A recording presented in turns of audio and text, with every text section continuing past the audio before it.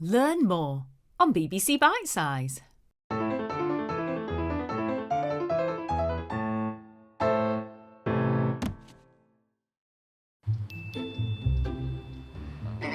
The start of the 18th century was a time of huge change in Britain. The Industrial Revolution was turning a mostly farming economy into a manufacturing economy.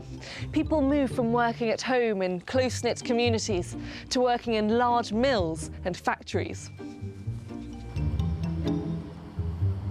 Many lived in overcrowded towns and cities, and with no amenities like rubbish collection, sewers or toilets that flushed, conditions were grim and disease was rampant.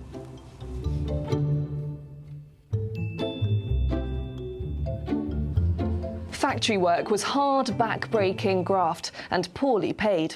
So some people resorted to crimes like stealing to get food and clothes for their families. By this time, the Christian church was less dominant and science was becoming more accepted. Laws against witchcraft had been scrapped, and the government was focusing on crimes that hurt the economy, including highway robbery, poaching and smuggling. With crime on the rise, the focus moved to catching and deterring criminals. In the mid-1700s, brothers Henry and John Fielding took action and put in place some of the first steps to improve law enforcement and crime prevention in London. Known by locals as the Bow Street Runners, the Fieldings team patrolled the streets, investigated crimes and gave evidence in court. But they were a small team and more needed to be done.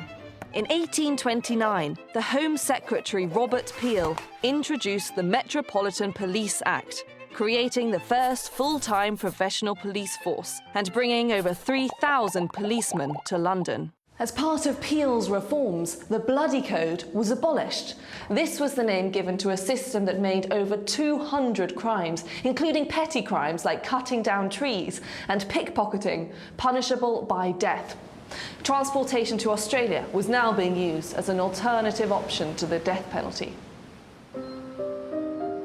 In 1833, when 6 farm workers from Tolpuddle in Dorset set up a union to fight for better pay and conditions, they broke the law by swearing an oath of secrecy.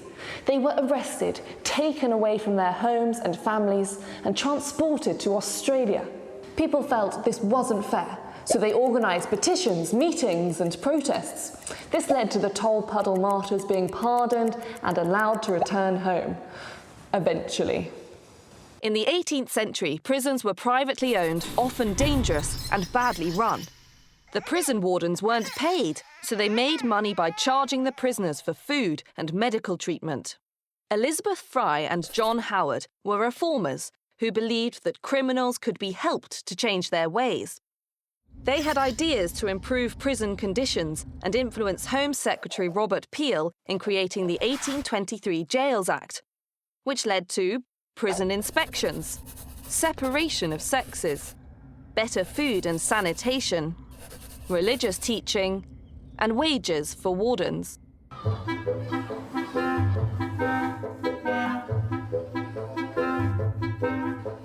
By the mid-19th century, crime detection and punishment had also been transformed. Over 200 police services were operating across Britain. Transportation had ended, and prison was the main punishment for serious crimes, leading to many new prisons being built.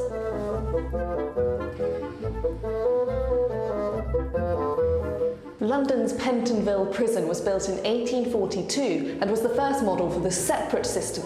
In this system, all prisoners were isolated in single-cell confinement and did 12 hours a day of boring, back-breaking work. But the separate system didn't lower reoffending rates and was discontinued.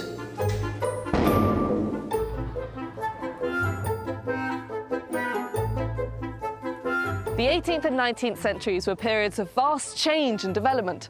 The increase in population led to the creation of new towns and cities, along with the need to establish an official police force. Prisons were changing, and the issue of crime and punishment was set to get ever more complex. For in-depth GCSE resources and practice, visit BBC Bitesize now.